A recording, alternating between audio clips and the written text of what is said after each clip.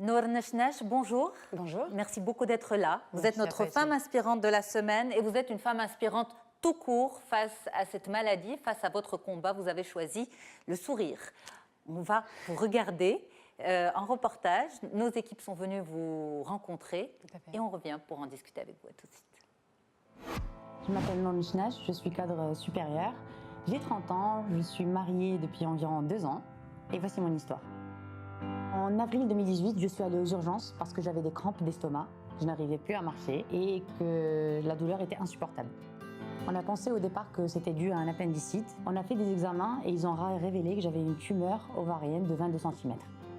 Fin mai 2018, nous sommes allés auprès du chirurgien pour découvrir les analyses avec ma mère et mon mari et nous avons découvert que c'était un cancer rare de l'ovaire. Donc là, ça a été vraiment le coup de massue pour ma mère, mon mari et moi.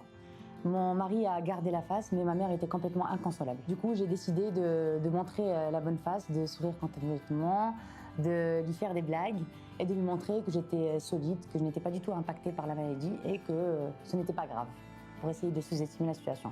Le fait de faire semblant au fur et à mesure m'a vraiment aidée pendant ce combat parce qu'en fait, en faisant semblant d'être forte, m'a permis d'être sûre ou de croire du moins que je l'étais. J'ai essayé de garder le moral. J'ai continué à faire un peu de sport, même si j'étais pas au top de ma forme. Je mettais ma tenue de sport et j'essayais de faire sur le tapis quelques exercices. J'essayais aussi de marcher quasiment tous les jours. Quand j'avais mes sessions de chimiothérapie, je me forçais à me lever tous les matins, à m'habiller, à me maquiller, peu importe l'état dans lequel j'étais, et à marcher un minimum de 1 heure par jour. Nous avons même pu organiser un pique-nique géant avec ma famille et mes amis dans le parc de l'hôpital. D'ailleurs, quand j'ai commencé à perdre mes cheveux de plus en plus fort, je suis rentrée au Maroc et nous avons subi un rite en quelque sorte avec mes frères où nous nous sommes tous rasés le crâne. Donc c'était vraiment un bel acte de toute ma famille pour me soutenir dans cette épreuve. Et aujourd'hui, le combat n'est toujours pas terminé, je continue à me battre. Je suis sûre que je réussirai à battre ce cancer. J'ai plein de rêves que j'ai envie d'accomplir, voyager, faire un triathlon, faire un Ironman, faire un marathon, plein de choses. Mon conseil pour les femmes, faites des frottis, faites des échographies, on n'est jamais trop prudent. Et pour les femmes qui sont atteintes d'un cancer, il faut rester toujours positif, faire du sport parce que ça fait baisser les taux de récidive d'environ 30%. Donc c'est vraiment important pour le moral mais aussi pour notre santé. Restez toujours féminine, je sais que ça atteint la féminité mais essayons de rester le plus positif possible. Et puis le message le plus important, il faut essayer de s'entourer des gens les plus positifs possibles autour de nous. Elle porte tellement bien son sourire. Noor, vous le portez trop bien, votre sourire. Merci beaucoup d'être avec nous. Merci. Alors, vous le disiez tout à l'heure au docteur Benfdel, blogueuse malgré moi. Pourquoi? Parce que vous avez décidé, d'abord, vous avez eu 2 réactions face à la maladie. Le sourire, bien sûr, pour votre maman, mais ensuite vous dites ça m'aide, et on va revenir sur ce point. Et puis, vous avez décidé aussi de tenir un journal contre la maladie. Pourquoi? Alors, quand j'ai été diagnostiquée de ce type de cancer, le cancer ovarien, j'ai un peu cherché sur Internet. L'âge moyen du cancer de l'ovaire est environ de 50 ans. Donc j'avais un peu du mal à m'identifier à toutes les femmes qui avaient des interviews ou qui avaient leur blog concernant la maladie. Et comme il n'y en avait pas, j'ai décidé d'en créer un sur Instagram pour pouvoir, d'un côté, sensibiliser les femmes au cancer de l'ovaire, leur dire que ça existe, parce que moi, personnellement, je ne connaissais pas. En deuxième position, c'est pour rencontrer aussi les autres femmes, les jeunes femmes qui passaient par la même épreuve. Et j'ai découvert par la suite qu'il y avait une communauté extraordinaire de jeunes filles qui avaient le même cancer de l'ovaire. Et en troisièmement, c'est pour montrer qu'en fait, il n'y a pas que les opérations, que la chimiothérapie pendant le cancer. Il y a aussi une vie avant l'hôpital, entre les examens, mais aussi après. Et pouvoir montrer qu'on peut rester quand même positif. Alors, justement, vous avez choisi de rester positive pour les autres, d'abord. Et ensuite, vous dites, faire exprès m'a permis d'aller mieux. Est-ce qu'aujourd'hui, on va dire que tous ces beaux sourires que l'on a pu voir, c'est des sourires exprès, entre guillemets, ou finalement c'est devenu... C'est devenu vraiment une habitude. Linda en a très bien parlé tout à l'heure par rapport à la courbe du deuil. C'est le plus facile quand on a un choc comme l'annonce du cancer, surtout quand on s'y attend pas du tout, c'est vraiment de déprimer, de rester chez soi, cloîtré, et vraiment de se fermer et de déprimer. Le fait de se forcer à garder ce sourire, c'est vraiment d'essayer de voir le côté positif des choses, d'ouvrir les yeux, de voyager, de bouger, etc. Et c'est toute une attitude qui vient après. Et ça, c'est vraiment important aujourd'hui. Alors, vous l'avez dit dans le reportage, vous avez dit on m'a découvert une tumeur de 22 cm. comment un petit corps comme le vôtre a pu... non, mais vous en riez, mais c'est vrai, on se dit, mais est-ce qu'elle s'en est pas rendu compte? 22 centimètres quand même, c'est grand. Il n'y a eu aucun symptôme avant? Alors, suite à mon mariage, donc, qui était en 2017, nous avons décidé, on va dire en novembre, donc quelques mois après, d'avoir un enfant avec mon mari. J'avais eu plusieurs visites chez le gynécologue qui m'a fait, on va dire, un check-up sanguin, etc., sans jamais songer à me faire une échographie parce que je n'étais pas encore enceinte à ce stade-là. J'avais quelquefois des douleurs, mais jamais l'échographie n'a été faite. C'est pour ça que j'insiste vraiment là-dessus, parce que certains gynécologues ne pensent pas forcément à effectuer l'échographie quand ce n'est pas nécessaire. En fait, j'aurais pu peut-être avoir décelé la maladie quelques mois auparavant. Peut-être que le diagnostic aurait été meilleur, peut-être pas d'ailleurs. En tout cas, ce n'est qu'une fois on va dire que la tumeur a grossi, que les symptômes ont commencé à augmenter, que c'est là que je suis allée aux urgences et qu'on a eu quand même l'annonce du cancer. Alors vous dites que c'est un cancer qui touche à la féminité, pourtant on vous voit très féminine, vous portez bien vos cheveux longs, comme vous portez bien le crâne rasé, et tout est dans vos yeux et dans votre sourire. Et en préparant l'émission, vous m'avez dit, parce que bon, vous vous êtes installé entre la France et le Maroc, on le précise, et vous m'avez dit, j'ai discuté aussi, j'ai échangé avec des jeunes patientes, des jeunes femmes marocaines, et il y a encore plus de tabous sur la maladie. Et vous m'avez dit, certaines préfèrent carrément ne pas en parler du tout à leur entourage. Tout à fait. En fait, quand il s'agit, pour mon cancer du moins, parce que c'est de ça que je peux parler le mieux, il s'agit d'un cancer de l'ovaire, donc il y a souvent ablation de l'ovaire, bien évidemment, ou alors l'ablation des deux ovaires. Donc on touche un peu à la fécondité de la femme. Aujourd'hui au Maroc, du peu d'échanges que j'ai pu avoir avec certaines personnes qui passent par le même stade, on n'en parle pas. Parce que c'est tabou, parce qu'on n'a pas envie de montrer sa faiblesse, parce que ça veut dire que la femme ne peut pas avoir d'enfant, ça veut dire que ça peut avoir plusieurs conséquences qui sont un peu négatives pour la femme. Le fait est que la société est très dure, déjà en général, la société marocaine, et envers la femme, elle est encore plus exigeante.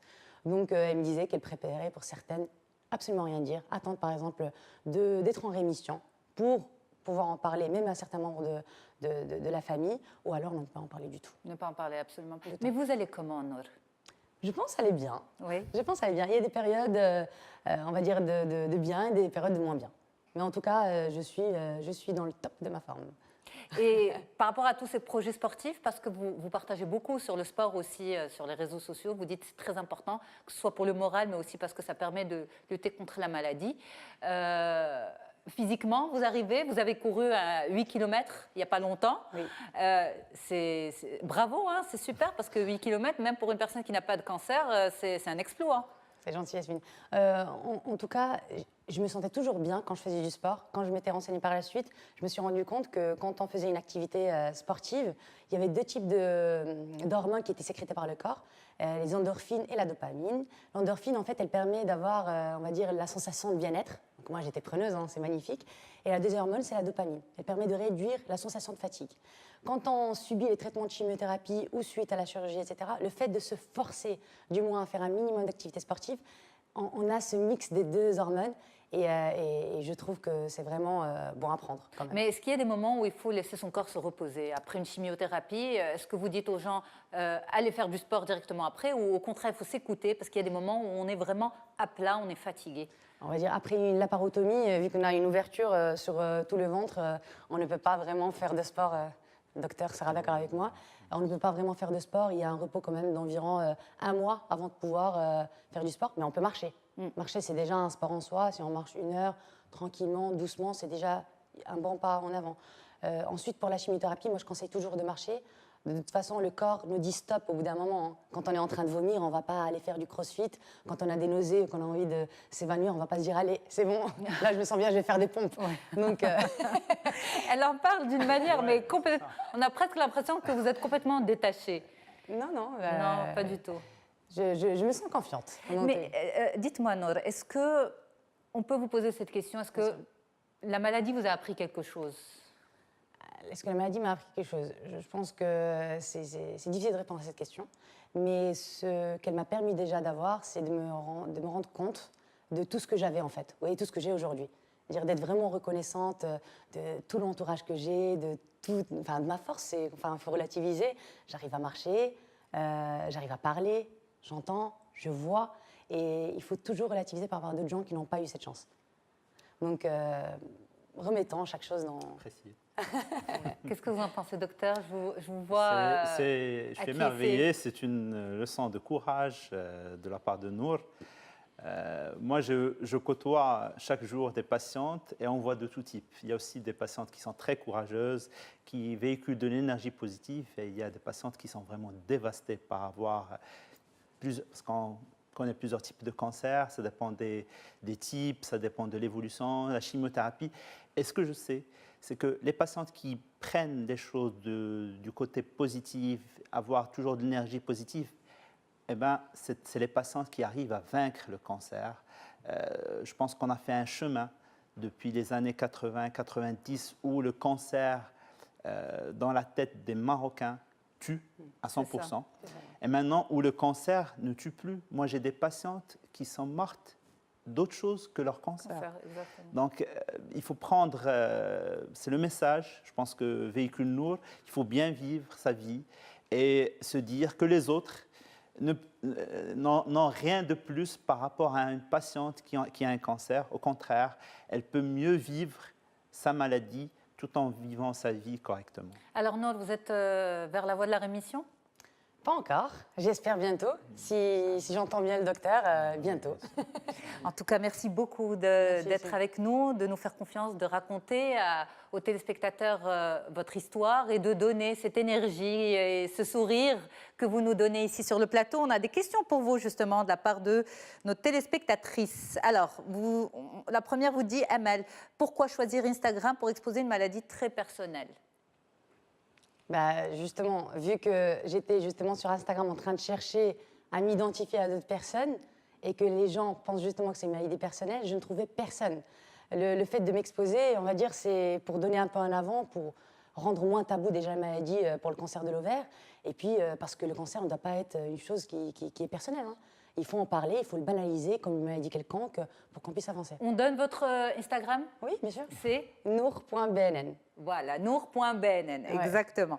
On a une autre question pour vous. Tu es rayonnante, Nour. Tu portes ton prénom à merveille. Mon amie a un cancer des ovaires et je ne sais pas quoi faire. Comment l'aider, la soutenir? Je pense qu'il faut éviter de parler tout le temps de la maladie et de poser tout le temps la question où en êtes-vous, quels sont les traitements, etc. et autres. Il faut essayer de garder la même amitié que ce qu'elle avait avec elle, d'essayer de la faire sortir, de lui montrer les petits tips beauté, parce que notre visage change avec la maladie, notre corps il change. Donc c'est très difficile de s'accepter au début, et le fait d'aider son amie à se sentir belle, c'est déjà un beau pas en avant.